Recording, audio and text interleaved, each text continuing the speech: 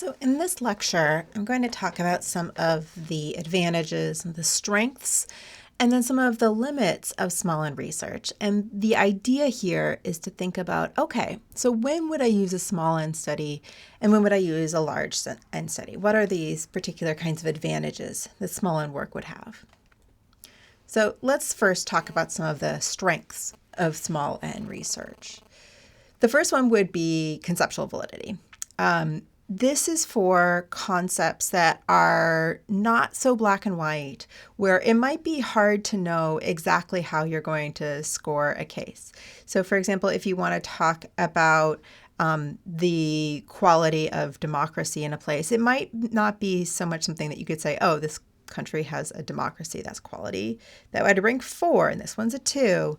You might want to look at different aspects or different dimensions of democratic quality in a way that might be difficult to do in a large N study, which relies on more straightforward coding. The second advantage of small N research is that it's really good for developing new hypotheses. So let's think back to the kinds of puzzles that we might have. And when you have these no previous explanation puzzles, well, it's sort of hard to have a lot of predetermined hypotheses that you're going to go in there and test if you don't even know what you're looking at for the first time. You might want to be going in and just saying, what's going on here? And what kinds of hypotheses do we want to generate? That first step is essential before you can move on to something that would be a large N study, because you don't even have those ideas. So if it's something that's a really new phenomenon, something where the political landscape has totally changed, there's something different and interesting going on, you want to have that first step where you're looking at one case or a couple of cases to identify hypotheses that you might then take the next step later on in another study to think about generalization. And third, we have this big advantage that these small N studies are really good at exploring causal mechanisms. This is the heart of what they're doing.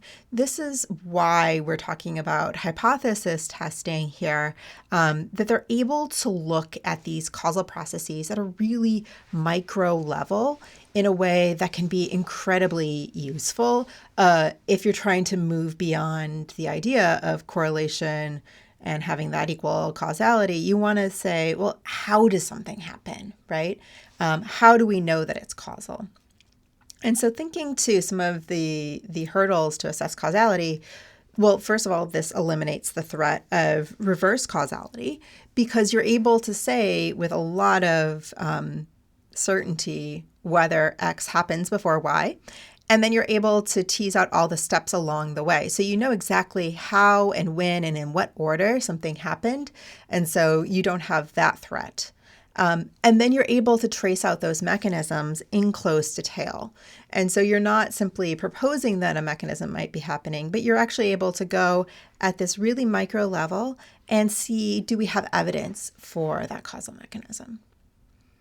And then finally, these small N studies are good for assessing complex causal relationships, situations where you might have necessary conditions or sufficient conditions, where the presence of an independent variable sometimes results in an outcome, but sometimes it doesn't, or where you have to have lots of different combinations of independent variables to get to an outcome.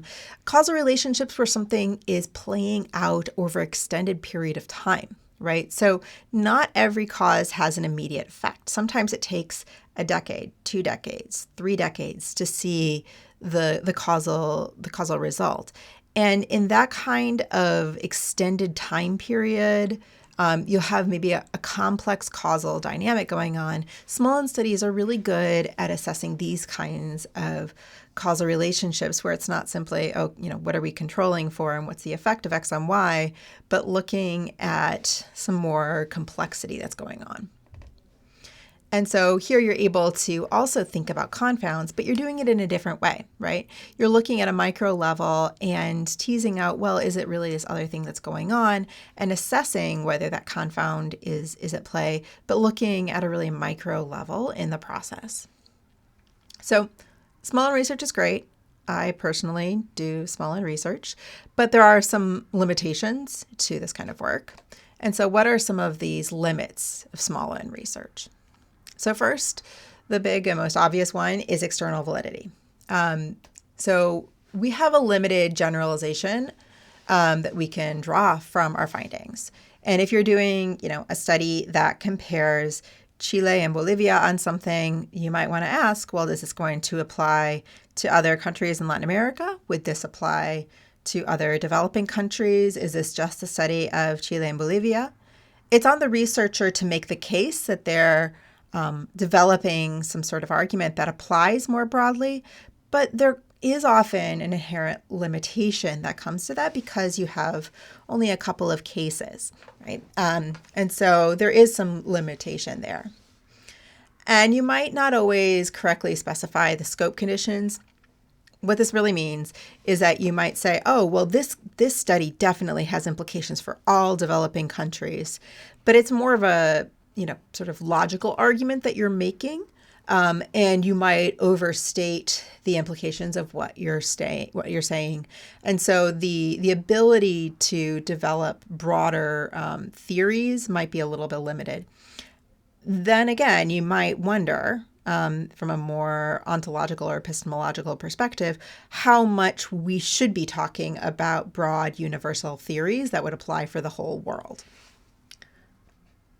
And then in terms of internal validity, whether you're really assessing the causal processes that you are seeking to assess, it is difficult to fully eliminate the possibility of confounds. You can dissect the role of confounds at a micro level, but in the end, you have the cases that you have. And so it's hard to know exactly whether something would have played out differently if they hadn't had some sort of confound that was there. And it's difficult to assess the real size of a causal effect. So you might say, well, this matters, but how much does it matter? Whereas with something like regression, you're able to get rough estimates of how much something matters, right? That's what the regression coefficient is actually telling us. It's telling us the size of a causal effect. With SmallN research, it's hard to know what the size of that causal effect is from your independent variable, and especially how that would compare when you take into consideration confounds. So yes, there are limitations to SmallN studies, but there are also major advantages.